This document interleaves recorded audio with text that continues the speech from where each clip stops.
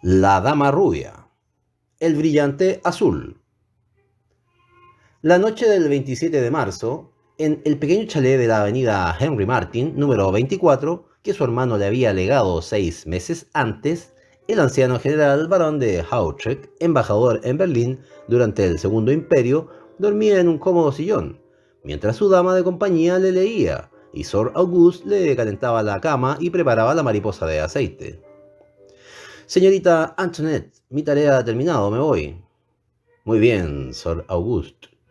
Sobre todo no olvide que la cocinera ha salido y que está usted sola en la casa con el criado. No tema por el señor varón. Duermo en la habitación de al lado, como ya sabe, y dejo la puerta abierta. La religiosa se marchó. Al cabo de unos instantes fue Charles, el criado, quien vino a recibir órdenes. El varón se había despertado. Él mismo respondió. Las mismas órdenes de siempre, Charles. Compruebe si el timbre eléctrico funciona bien en su habitación y a la primera llamada, baje y corra a casa del médico. Mi general se preocupa demasiado. No estoy bien. No estoy bien. Vamos, señorita Antoinette, ¿en dónde habíamos interrumpido la lectura? ¿El varón no va entonces a acostarse? No, me acuesto más tarde. Y además no necesito a nadie. 20 minutos después, el anciano dormía de nuevo y Antoinette se alejaba de puntillas. En aquel momento, Charles cerraba cuidadosamente, como de costumbre, todos los postigos del piso bajo. En la cocina echó el cerrojo de la puerta que daba al jardín, y en el vestíbulo, además, puso en la puerta la cadena de seguridad. Luego subió a su buhardilla en el tercer piso, se acostó y se durmió. Tal vez había transcurrido una hora cuando, de repente, se arrojó del lecho de un salto. El timbre repiqueteaba. Sonó largo rato, 7 u 8 segundos quizá, y de forma grave, ininterrumpida. Bueno, se dijo Charles, recobrando el ánimo, una nueva extravagancia del varón. Se puso el traje, bajó rápidamente la escalera, se detuvo ante la puerta y por costumbre llamó. Ninguna respuesta. Entró. Vaya, murmuró, no hay luz. ¿Por qué diablos habrán apagado? Y en voz baja llamó. Señorita. Ninguna respuesta. ¿Está usted ahí, señorita? ¿Qué pasa? ¿Está enfermo el varón? El mismo silencio a su alrededor. Un silencio pesado que terminó por impresionarle. Dio 2 pasos hacia adelante. Su pie tropezó con una silla y al tocarla se dio cuenta de que estaba tumbada. E inmediatamente su mano encontró en el suelo otros objetos. Un velador, un biombo. Inquieto volvió hacia la pared y tanteando buscó el conmutador de la luz. Lo encontró y presionó. En el centro de la habitación, entre la mesa y el armario de Lufla, yacía el cuerpo de su amo, el barón de Hautrek. ¿Cómo? No es posible, tartamudeó. No sabía qué hacer y sin moverse, con los ojos fuera de las órbitas, contemplaba el revoltijo de cosas. Las sillas caídas, un gran candelabro de cristal roto en 1000 pedazos, el reloj tumbado sobre el mármol de la chimenea, todos los rastros que revelan una lucha salvaje y sin cuartel. El mango de un estilete de acero brillaba no lejos del cadáver. De la hoja goteaba sangre. De la esquina de la mesa colgaba un pañuelo salpicado de manchas rojas. Charles aulló de terror. El cuerpo se había estirado en un supremo esfuerzo, y luego se había encogido sobre sí mismo. 2 o 3 sacudidas, y eso fue todo. Se inclinó. Por una fina herida en el cuello brotaba la sangre, que moteaba la alfombra de manchas oscuras. El rostro conservaba una expresión de espantosa locura. «Lo han matado», balbuceó, «lo han matado». Y se estremeció ante la idea de otro crimen probable, el de la dama de compañía que dormía en la habitación de al lado. ¿La habría matado también el asesino del varón? Empujó la puerta. La habitación estaba vacía. Dedujo que Antoinette había sido raptada o bien que se había marchado antes del crimen.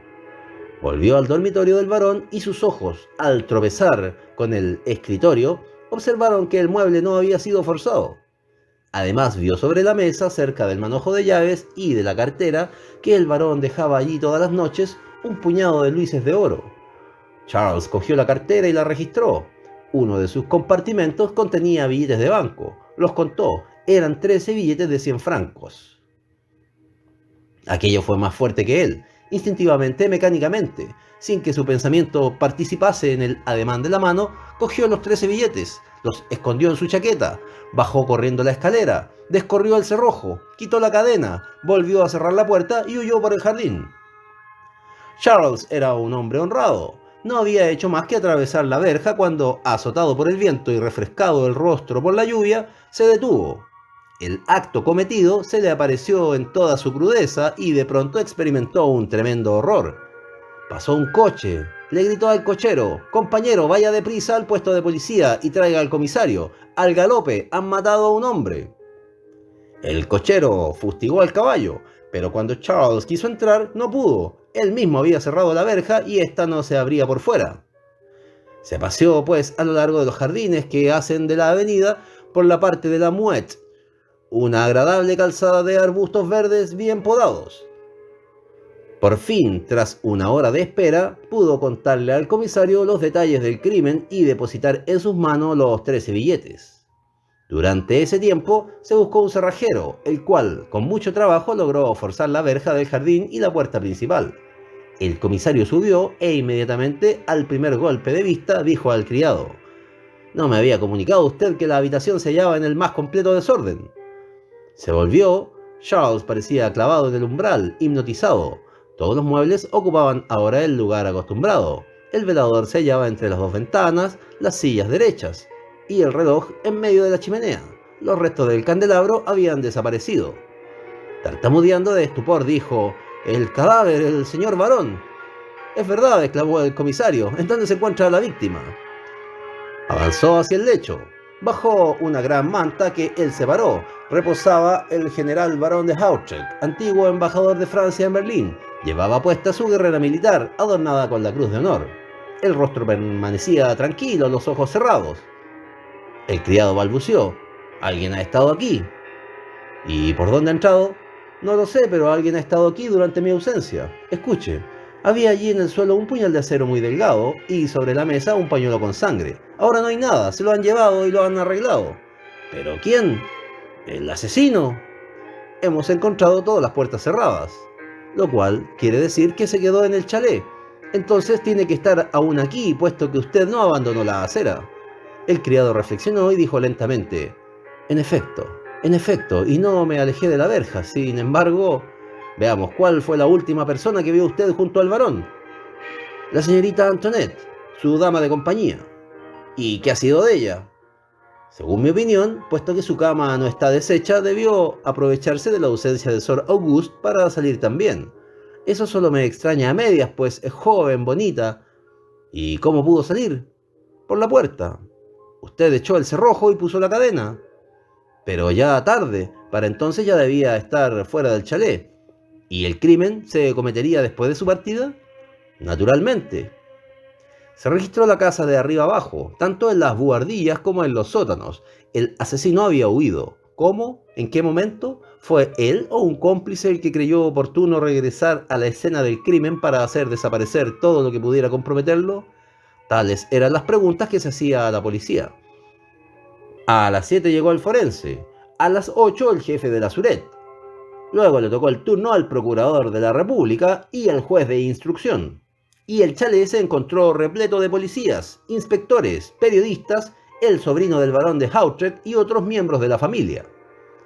Registraron, estudiaron la posición del cadáver según los recuerdos de Charles, interrogaron en cuanto llegó a Sor Auguste.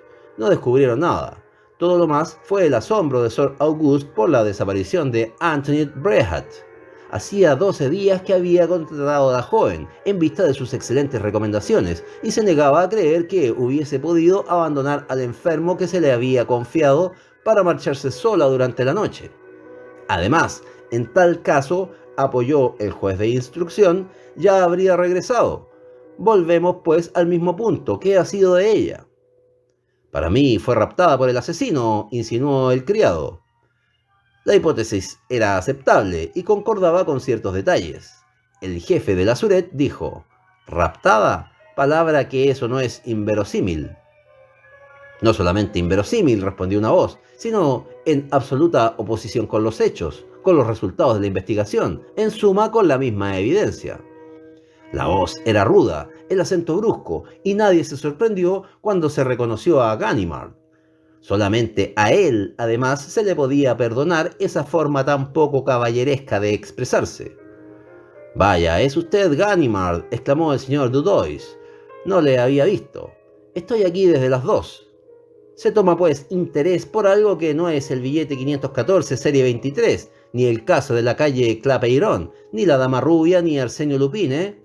Oiga, oiga», se burló el viejo inspector. «Yo no afirmaría que Arsenio Lupin fuera ajeno al caso que nos ocupa, pero dejemos a un lado la historia del billete de lotería hasta nueva orden y veamos de qué se trata». Ganimard no es uno de esos policías de gran envergadura, cuyos procedimientos hacen escuela y cuyo nombre permanecerá en los anales judiciales. Le faltan esos destellos de genio que iluminan a los Lupin, Lecoq y Sherlock Holmes. Pero posee excelentes cualidades medias de observación, sagacidad, perseverancia y hasta de intuición. Su mérito es trabajar con la más absoluta de las independencias. Nada, excepto quizás la especie de fascinación que Arsenio Lupin ejerce sobre él, le turba ni le influye. Sea cual fuere su papel, en aquella mañana no le faltó brillantez, y su colaboración fue de las que un juez puede apreciar.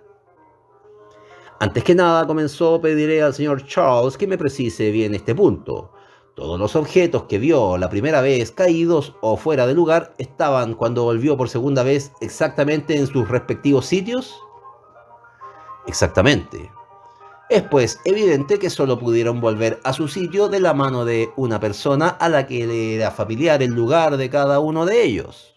La observación causó impresión en los presentes. Ganimard continuó: «Otra pregunta, señor Charles. A usted le despertó un timbrazo. Según usted, ¿quién le llamaba? ¿El señor Barón? Bien, pero ¿en qué momento habría llamado? ¿Después de la lucha, en el momento de morir? Imposible, puesto que usted lo encontró yacente, inanimado, en un lugar que distaba a más de 4 metros del botón del timbre. Entonces llamó durante la lucha. Imposible, porque el timbre, según usted, sonó regularmente. ¿Cree usted que el agresor le habría dejado tocar así? Entonces fue antes, en el momento de ser atacado. Imposible. Usted nos ha dicho también que entre la llamada y el momento en que se presentó en este dormitorio transcurrieron apenas 3 minutos. Por tanto, si el varón tocó antes, habría sido preciso que la lucha, el asesinato, la agonía y la huida se hubieran desarrollado en ese corto espacio de tiempo. Vuelvo a repetirle, imposible. Sin embargo, dijo el juez, alguien llamó. Si no fue el varón, ¿quién fue? El asesino. ¿Y con qué fin? Lo ignoro, pero al menos el hecho de que tocara el timbre nos prueba que sabía que comunicaba con la habitación del criado. Ahora bien, ¿quién podía conocer ese detalle sino una persona de la casa? El círculo de suposiciones se restringía. Con algunas frases rápidas, claras, lógicas, Ganimard logró colocar la cuestión en su verdadero terreno, y el pensamiento del viejo inspector, al parecer claramente, hizo que el juez de instrucción concluyera. Resumiendo en 2 palabras, usted sospecha de Antoinette Brehat. No sospecho de ella, la acuso. ¿La acusa de ser cómplice? La acuso de haber matado al general barón de Hautrec. Vamos, vamos, ¿y qué prueba? Este mechón de pelos que he descubierto en la mano derecha de la víctima, en su misma carne, donde la punta de sus uñas los había clavado. Enseñó los cabellos, eran de un rubio deslumbrante, luminosos, como hebras de oro, y Charles murmuró: «En efecto, son cabellos de la señorita Antoinette. No es posible equivocarse», y añadió: «Además hay otra cosa. Creo que el puñal, que no he visto la segunda vez, le pertenecía. Se servía de él para abrir las hojas del libro». El silencio fue largo y penoso, como si el crimen adquiriese más horror al haber sido cometido por una mujer. El juez de instrucción arguyó: «Admitamos, hasta tener más amplios detalles, que el varón fue asesinado por Antoinette Brehat. Será preciso explicar todavía qué camino pudo seguir para salir después de cometido el crimen, para entrar de nuevo tras la salida del señor Charles y para volver a marcharse antes de la llegada del comisario. ¿Tiene usted alguna opinión sobre esto, Ganimard?» «Ninguna». «Y entonces?» Ganimard se sintió molesto. Al fin dijo, no sin esfuerzo visible: Todo cuanto puedo decir es que vuelvo a encontrar aquí el mismo procedimiento que en el caso del billete 514 serie 23, el mismo fenómeno que podría llamarse facultad de desaparición. Antoinette Brehat aparece y desaparece en este chalet tan misteriosamente como Arsène Lupin penetró en la casa del abogado de Tinan y se escapó de ella en compañía de la dama rubia. Lo cual quiere decir que no puedo evitar que piense que estas dos coincidencias, extrañas por lo menos, Antoinette Brehat fue admitida por Sir Auguste hace 12 días, es decir, al siguiente en que la dama rubia se me escapaba entre los dedos. En segundo lugar, los cabellos de la dama rubia tienen precisamente este color violento, este brillo metálico con reflejos de oro que encontramos en estos otros. De manera que según usted, Antoinette Brehat no es otra que la dama rubia. ¿Y en consecuencia Arsène Lupin ha maquinado los dos asuntos? Así lo creo. Se oyó una carcajada. Era el jefe de la Surette que se divertía. Lupin. Siempre Lupin. Lupin está en todo. Lupin está en todas partes. Está donde está, respondió Ganimard vejado. Es preciso, además, que tenga razones para estar en cualquier parte, observó el señor Dudois. En este caso, las razones no pueden ser más oscuras. El escritorio no ha sido violentado, ni la cartera robada. Hasta el oro ha quedado sobre la mesa. Sí, pero ¿y el famoso brillante?, preguntó Ganimard. ¿Qué brillante? El brillante azul, el célebre brillante que formaba parte de la corona real de Francia y que fue regalado por el duque a Leonid. Y a la muerte de esta fue comprado por el barón de Hautrec, en memoria de la brillante actriz, a la que tan apasionadamente había amado. Es uno de esos recuerdos que un viejo parisiense como yo no olvida jamás. Es evidente, respondió el juez, que si el brillante azul no se encuentra, lo explique todo. ¿Pero en dónde buscar? En el dedo del señor barón, dijo Charles. El brillante azul no abandonaba jamás su mano izquierda. He visto esa mano, intervino Ganimard, acercándose a la víctima. Y como pueden comprobar, no hay en ella más que un sencillo aro de oro. Mire por el lado de la palma, insistió el criado. Ganimard desplegó los dedos crispados. La montura estaba por la parte de dentro, y en el centro de ella resplandecía el brillante azul. Vaya, exclamó Ganimard, completamente asombrado. No lo entiendo. ¿Y renuncia usted a sospechar de ese desgraciado Lupin?, se burló el señor Dudois. Ganimard se tomó el tiempo para reflexionar y respondió con tono silencioso. Precisamente cuando no comprendo una cosa, cuando empiezo a sospechar de Arsène Lupin. Tales fueron las primeras averiguaciones efectuadas por la justicia. Al día siguiente de este extraño crimen, averiguaciones vagas, incoherentes y a las que el desarrollo de la instrucción no aportó ni coherencia ni certeza. Las idas y venidas de Antoinette Brehat permanecieron absolutamente inexplicables, como las de la dama rubia, y solo se supo que era esta misteriosa criatura de cabellos de oro la que había matado al barón de Hautrec, sin quitar de su dedo el fabuloso brillante de la corona real de Francia. Y sobre todo, la curiosidad que ella inspiraba daba al crimen un relieve de gran fechoría que exasperaba a la opinión pública. Los herederos del barón de Hautrec solo podían beneficiarse de semejante propaganda. Organizaron en la avenida de Henry Martin, en el propio chalet del difunto, una exposición de muebles y objetos que iban a venderse a la sala Drouot. Muebles modernos y de mediocre gusto, objetos sin valor artístico, pero en el centro de la habitación, sobre un pedestal de terciopelo granate y protegido por un globo de cristal y vigilado por dos policías, brillaba el anillo con el brillante azul. Brillante magnífico, enorme, de una pureza incomparable y de ese azul indefinido que el agua clara toma del cielo que refleja, de ese azul que se adivina en la blancura de la ropa blanca. Admiraban, se extasiaban y observaban con terror el dormitorio de la víctima, el lugar donde había yacido el cadáver, el parqué desprovisto de la alfombra ensangrentada y sobre todo las paredes, aquellas paredes infranqueables a través de las cuales había pasado la asesina. Se aseguraban de que el mármol de la chimenea no se movía, de que tal o cual moldura del espejo no ocultaba ningún resorte destinado a hacerla girar. Se imaginaban agujeros abiertos, orificios de túneles, comunicaciones con las alcantarillas, con las catacumbas. La venta del brillante azul tuvo lugar en el chalet Drouot. El gentío se agolpaba allí y la fiebre de las pujas llegaba hasta la locura. Sin embargo, a los 200.000 francos, los pujadores se desanimaron. A los 250.000 no quedaban más que dos: Hirschman, el célebre financiero rey de las minas de oro, y la condesa de Crozon, la riquísima americana cuya colección de brillantes y piedras preciosas era célebre. 260.000, 270.000, 75, 80, profería el subastador, interrogando sucesivamente con la mirada a los dos competidores. 280.000 para la señora, ¿nadie da más? 300.000, murmuró Hirschman. Un silencio. Observaban a la condesa de Crozon, de pie, sonriente, pero con una palidez que denunciaba su malestar. Se apoyaba en el respaldo de la silla colocada ante ella. En realidad sabía, y todos los presentes lo sabían también, que el resultado del duelo no era dudoso. Lógicamente, fatalmente, debía terminar con la victoria del financiero cuyos caprichos se hallaban servidos por una fortuna de más de 500 millones. No obstante, dijo: 305.000. Otro silencio. Las miradas se volvieron hacia el rey de las minas de oro, a la espera de la inevitable subida. Era evidente que se produciría fuerte, brutal y definitiva. Pero no se produjo. Hirschman permaneció impasible, con los ojos fijos en una cuartilla de papel que sostenía en su mano derecha, mientras que en la otra conservaba los trozos de un sobre desgarrado.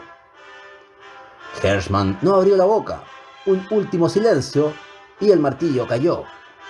400.000, clamó Hirschman sobresaltándose, como si el ruido del martillo le arrancase de su estupor. Demasiado tarde, la adjudicación era irrevocable. La gente se arremolinó a su alrededor. ¿Qué le había pasado? ¿Por qué no había hablado más pronto? Se echó a reír. ¿Qué me ha pasado? Palabra que no lo sé. He tenido un momento de distracción. ¿Es posible? Pues sí, una carta que me entregaron. ¿Y esa carta ha sido suficiente? Para turbarme durante un instante, sí. Allí estaba Ganimard. Había asistido a la subasta del anillo. Se acercó a uno de los ordenanzas. ¿Fue usted acaso quien entregó una carta al señor Hirschman? Sí. ¿De parte de quién? De parte de una dama. ¿Y dónde está? ¿Dónde está? Mire, señor, allí. Es una dama que lleva un espeso velo. ¿Y que se marcha ahora? Sí. Ganimard se precipitó hacia la salida y vio que la dama bajaba la escalera. Corrió. Un grupo de personas le impidió el paso cerca de la puerta de entrada. Cuando logró salir, no la encontró. Volvió a la sala, abordó a Hirschman, se dio a conocer y le interrogó sobre la carta. Hirschman se la dio. Contenía, escritas a lápiz precipitadamente y con letra que no conocía el financiero, las siguientes palabras: el brillante azul trae la desgracia. Recuerde al barón de Hautrec. Las tribulaciones del brillante azul no habían terminado. Conocido por el asesinato del barón de Hautrec y por los incidentes del chalet Drouot, debía 6 meses más tarde alcanzar el máximo de celebridad. En efecto, al verano siguiente robaban a la condesa de Crozon la apreciada joya que tanto trabajo le costara conquistar. Resumamos este curioso caso, cuyas emocionantes y dramáticas peripecias tanto nos apasionaron a todos y sobre las cuales me han permitido al fin arrojar alguna luz. La noche del 10 de agosto, los invitados de los señores de Crozon se hallaban reunidos en el salón del magnífico castillo que domina la bahía de Somme. Se tocó música. La condesa se puso al piano y colocó sobre un mueblecito junto al instrumento sus alhajas, entre las cuales se encontraba el anillo del barón de Hautrec. Al cabo de una hora, el conde se retiró, así como sus dos primos, los de Ancel y la señora de Real, una íntima amiga de la condesa de Crozon. Esta se quedó sola con el señor Bleichen, cónsul austríaco, y su señora. Charlaron. Luego, la condesa apagó una gran lámpara colocada sobre la mesa del salón. Al mismo tiempo, el señor Bleichen apagaba las 2 lámparas del piano. Hubo un momento de oscuridad, un poco de confusión. Luego el cónsul encendió una vela y los 3 se dirigieron a sus respectivas habitaciones. Pero apenas llegó a la suya, la condesa se acordó de sus alhajas y mandó a su doncella a recogerlas. La mujer regresó y las colocó sobre la chimenea, sin que su señora las examinase. Al día siguiente, Madame de Crozon comprobaba que faltaba una sortija, la del brillante azul. Advirtió a su marido. La conclusión fue inmediata. Estando la doncella al margen de toda sospecha, el culpable no podía ser otro que el señor Blachen. El conde previno al comisario de Amiens, el cual abrió una investigación y discretamente organizó la más activa vigilancia para que el cónsul no pudiese vender ni expedir el anillo. Los policías rodearon día y noche el castillo. Molestos por todo este ruido, impotentes para conseguir la prueba evidente de culpabilidad que había justificado su acusación, los señores de Crozon solicitaron que se les enviara desde París un agente de la Sûreté capaz de desenredar los hilos de la madeja, y mandaron a Ganimard. Durante 4 días el viejo inspector registró, investigó, se paseó por el parque, sostuvo largas conferencias con la criada, con el chofer, con los jardineros, con los empleados de la oficina de correos vecina, visitó las habitaciones que ocupaban el matrimonio Blachen, los primos de Ansel y la señora de Real, y una mañana desapareció sin despedirse de sus anfitriones. Pero una semana más tarde recibían este telegrama: les ruego que acudan mañana viernes a las 5 de la tarde al té japonés, calle Bois de Anglas, Ganimard. El viernes, a las 5 en punto, su automóvil se detenía ante el número 9 de la calle Bois de Anglas. Sin explicar nada, el viejo inspector, que les esperaba en la acera, los condujo al primer piso del té japonés. En una de las salas encontraron a 2 personas que Ganimard les presentó. El señor Gerbois, profesor del Liceo de Versalles, a quien, según ustedes recordarán, le robó al señor Lupin $500,000. El señor Léonce de Hautrec, sobrino y heredero universal del barón de Hautrec. Las 5 personas se sentaron. Algunos minutos más tarde llegó una sexta. Era el jefe de la Sûreté. El señor Dudois parecía de muy mal humor. Saludó y dijo: ¿qué pasa, Ganimard? En la prefectura me han entregado un recado telefónico. ¿Es grave? Muy grave, jefe. Antes de 1 hora, las últimas aventuras a las cuales he prestado mi concurso tendrán su desenlace aquí. Me pareció que su presencia era indispensable. E igualmente la presencia de Diens de Follefant, que he visto abajo en los alrededores de correos. Sí, jefe. ¿Y por qué? ¿Se trata de una detención? ¿Cuánto aparato escénico? Vamos, Ganimard, le escucho. Ganimard dudó unos instantes, luego dijo con la visible intención de sorprender a su auditorio: antes que nada afirmo que el señor Blachen no tiene nada que ver con el robo de la sortija. Oh, exclamó el señor Dudois, es una afirmación gratuita y muy grave. Y el conde preguntó: ¿es a este descubrimiento a lo que se limitan sus esfuerzos? No, señor. A los 2 días del robo, los azares de una excursión llevaron a 3 de sus invitados hasta el pueblecito de Crécy, mientras 2 de estos personajes iban a visitar al famoso campo de batalla. El tercero se apresuró a ir a la oficina de correos y expidió una cajita envuelta y lacrada según los reglamentos, declarando un valor de 100 francos. El señor de Crozon objetó: no hay nada de extraño en eso. Quizás se lo parecerá más cuando sepa que esa persona, en lugar de dar su nombre verdadero, hizo la expedición bajo el nombre de Rousseau, y que el destinatario, un tal señor Belot, vecino de París, se mudó la misma tarde del día en que recibió la cajita, es decir, el anillo. ¿Se trata acaso de uno de mis primos de Ansel?, interrogó el conde. No se trata de esos señores. ¿De la señora Real, entonces? Sí. La condesa exclamó, estupefacta: ¿acusa usted a mi amiga, la señora de Real? Una sola pregunta, señora, respondió Ganimard. ¿Asistió la señora de Real a la subasta del brillante azul? Sí, pero por su lado no estuvimos juntas. ¿Le insinuó ella que comprara el anillo? La condesa reunió sus recuerdos. Sí, en efecto, hasta creo que fue ella la que me habló por primera vez del anillo. Anoto su contestación, señora. Está perfectamente establecido que fue la señora de Real la que habló por primera vez de esa sortija y que le insinuó que la comprara. Sin embargo, mi amiga es incapaz. Perdón. La señora de Real solo es amiga circunstancial de usted y no íntima amiga, como han propagado los periódicos, lo cual ha apartado de ella las sospechas. Usted la conoce solamente desde el invierno pasado. Ahora bien, le demostraré concienzudamente que cuanto le ha contado sobre ella, sobre su pasado, sobre sus amistades, es absolutamente falso, que la señora de Real no existía antes de conocerla a usted y que en estos momentos no existe ya. ¿Y qué más? ¿Qué más se extrañó Ganimard? Sí, esa historia es muy curiosa, pero ¿qué aplicación tiene en nuestro caso? Sí, efectivamente, la señora de Real se apoderó de la sortija, lo cual no está probado. ¿Por qué la ocultó en la pasta dentrífica del señor Bleichen? ¿Qué diablos, cuando uno se molesta en robar el brillante azul, se queda con él? ¿Qué responde a esto? Yo nada, pero la señora de Real le responderá. ¿Existe entonces? Existe sin existir. He aquí todo el asunto expuesto en breves palabras. Hace 3 días, al leer el periódico que yo acostumbro a hojear diariamente, vi a la cabeza de una lista de extranjeros que se alojaban en el hotel Beauty Bash de Trouville el nombre de la señora de Real. Comprenderán ustedes que aquella misma tarde me encontraba en Trouville, interrogando al administrador de Beauty Bash. Según los informes y ciertos indicios que recogí, esta señora de Real era la persona que yo buscaba, pero había abandonado el hotel, dejando su dirección de París, calle de Colisée número 3.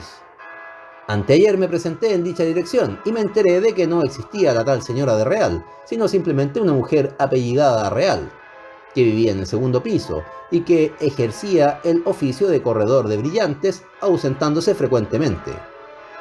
Ayer llamé a su puerta y ofrecí a la señora Real, con nombre falso, mis servicios como intermediario de personas en situación de comprar piedras de valor. Hoy nos hemos dado cita aquí para nuestro primer negocio. ¿Cómo la espera usted? A las 5:30. ¿Y está usted seguro que se trata de la señora de Real del castillo de Crozon? Tengo pruebas irrefutables, pero escuchen. La señal de Follefant. Había sonado un silbido. Ganimard se levantó de su asiento rápidamente. No hay tiempo que perder, señor y señora de Crozon. Sírvanse pasar al salón de al lado. Usted también, señor de Hautrec. Y usted, señor Gerbois. La puerta permanecerá abierta y a la primera señal les pediré que intervengan. Esténse quietos, por favor. ¿Y si llegan otras personas?, observó el señor Dudois. No, este establecimiento es nuevo y el dueño, que es amigo mío, no dejará subir a nadie, excepto a la dama rubia. ¿Qué dice usted? ¿La dama rubia? La dama rubia en persona, jefe, la cómplice y amiga de Arsenio Lupin, la misteriosa dama rubia, contra la que tengo pruebas. Pero contra la que quiero además, y en presencia de usted, reunir los testimonios de todos aquellos a quienes ha robado. Se asomó a la ventana, se acerca, entra, no hay medio de que escape ya. Follefant y DNC vigilan la puerta. La dama rubia ya es nuestra, jefe. Casi inmediatamente, una mujer se detenía en el umbral, alta, delgada, con el rostro muy pálido y los cabellos de un rubio violento. Tal emoción sofocó a Ganimard, que permaneció mudo, incapaz de articular palabra. Ella se hallaba allí, frente a él, a su disposición. ¡Qué victoria sobre Arsenio Lupin y qué revancha! Y al mismo tiempo, esta victoria le parecía obtenida con tanta facilidad que se preguntaba si la dama rubia no iría a deslizarse por entre sus dedos, gracias a alguno de esos milagros en los que Arsenio Lupin era maestro. No obstante, ella esperaba, sorprendida por aquel silencio, y miraba a su alrededor sin disimular su inquietud. «Se va a ir, va a desaparecer», pensó Ganimard espantado. Bruscamente se interpuso entre la puerta y ella. La mujer se volvió e intentó salir. «No, no», dijo Ganimard, «¿por qué quiere marcharse?» «Pero señor, no comprendo su comportamiento, déjeme». «No hay ninguna razón para que se vaya, señora, y muchas por el contrario para que se quede». «Sin embargo, es inútil, no saldrá». Palidísima, se dejó caer en una silla y balbuceó. «¿Qué quiere usted?» Ganimard había vencido. Tenía en su poder a la dama rubia. Dueño de sí, articuló. «Represento a este amigo del cual ya le he hablado y que desea comprar joyas, sobre todo brillantes. ¿Se ha procurado usted el que me había prometido?» No sé, no recuerdo». «Pues sí, recuerde. Una persona de su confianza debía entregarle un brillante teñido. Algo como el brillante azul», dije riendo. «Y usted me respondió, precisamente tengo algo que le gustará, ¿se acuerda?» La mujer callaba. Un pequeño bolso que llevaba en la mano cayó al suelo. Lo recogió rápidamente y lo apretó contra sí. Sus dedos temblaban un poco. «Vamos», dijo Ganimard. «Veo que no tiene confianza en mí, señora de Real. Voy a darle un buen ejemplo enseñándole lo que poseo».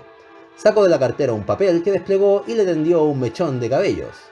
He aquí, ante todo, algunos cabellos de Antoinette Bréhat, arrancados por el varón y recogidos de la mano del muerto.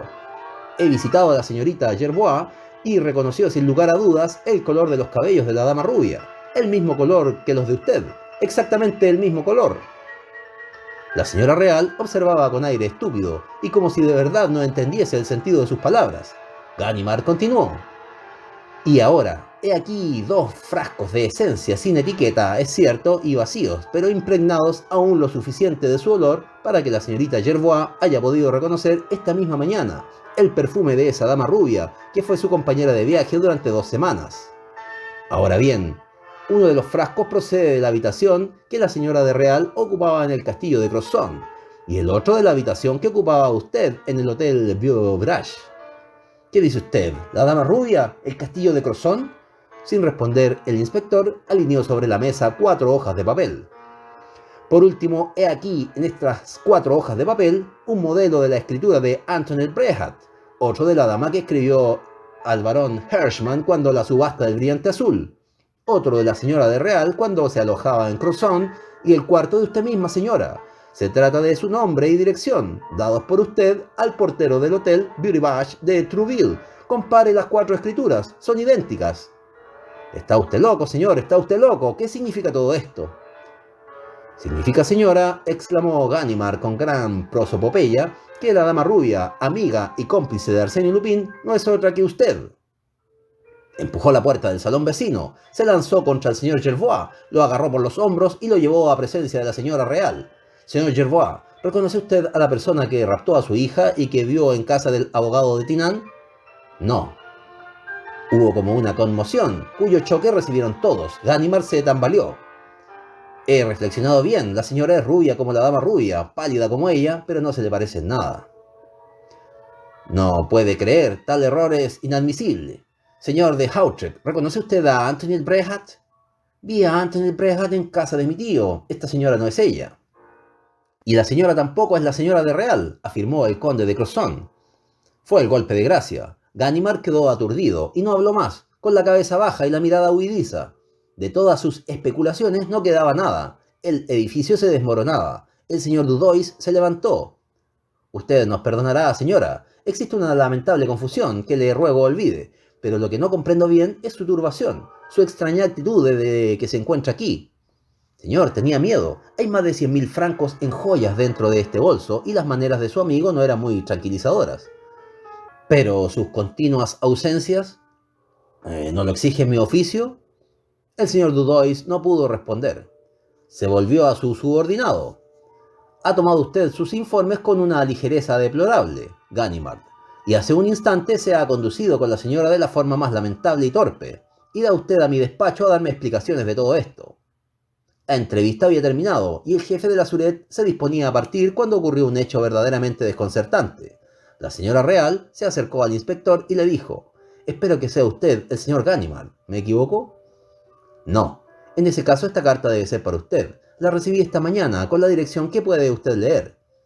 Señor Justin Ganimard, al cuidado de la señora Real».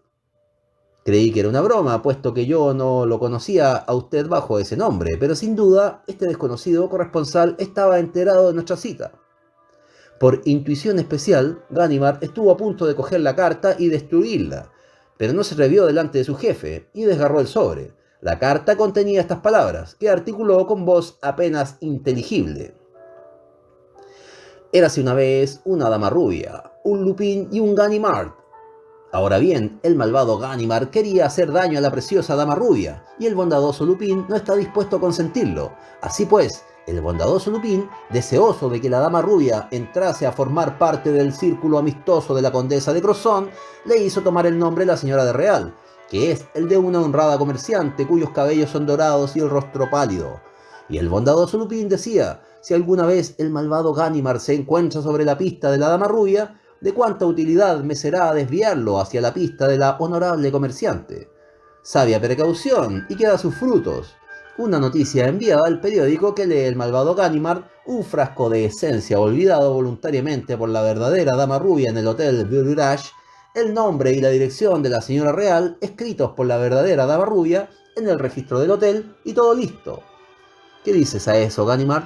He querido contarte la aventura minuciosamente, sabiendo que, con tu sentido del humor, serás el primero en reírte. En realidad, es picante, y confieso que por mi parte me he divertido terriblemente.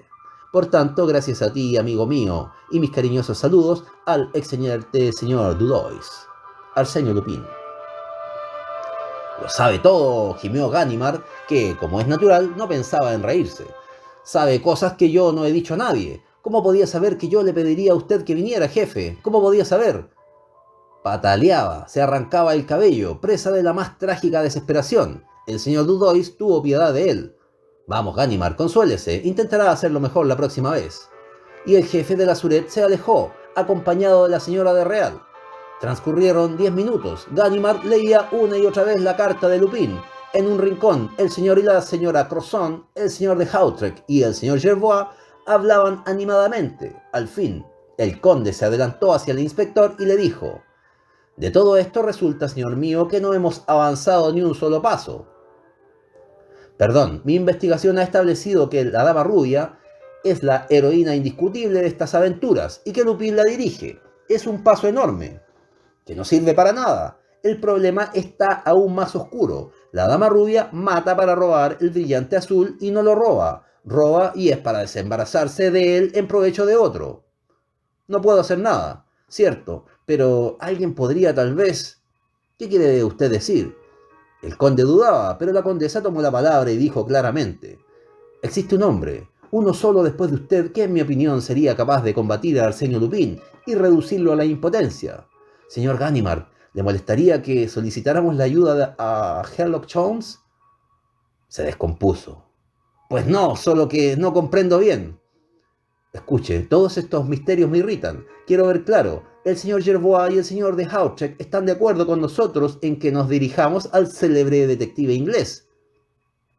Tiene usted razón, señora, respondió el inspector con una lealtad que no estaba exenta de mérito. Tiene usted razón. El viejo Ganimard no tiene ya fuerzas para luchar contra Arsenio Lupin. ¿Triunfará Sherlock Holmes? Lo deseo con toda mi alma, porque siento por él la más profunda admiración. Sin embargo, es poco probable. ¿Es poco probable que acceda?